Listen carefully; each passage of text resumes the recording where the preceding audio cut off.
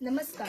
आम्ही रोटरी स्कूलच्या विद्यार्थ्यांनी मी जागृती उदय देवळेकर, मी जान्हवी उदय देवळेकर. आम्ही स्वच्छता मॉनिटर असल्याने तुम्हाला आम्ही कंपोस्ट बद्दल माहिती देणार आहोत. प्रत्येक वर्गामध्ये 2 प्रकारचे डस्टबिन ठेवण्यात आले आहेत.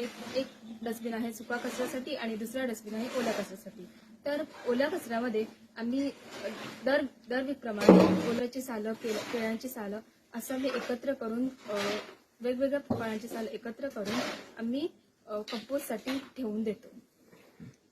तसेच गळलेली जी पानं असतात त्याचं पण आम्ही लेअर घेतो व ते पहिली मातीचा लेअर, त्यावरती त्याच्या पानांचा लेअर व त्यावरती मातीचा लेअर, परत त्यावरती वेगवेगळ्या फळांचा त्यांच्या सालींचा लेअर असं लावून आम्ही कंपोस्ट तयार करतो.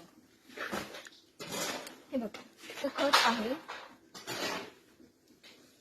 व ह्याच्यामध्ये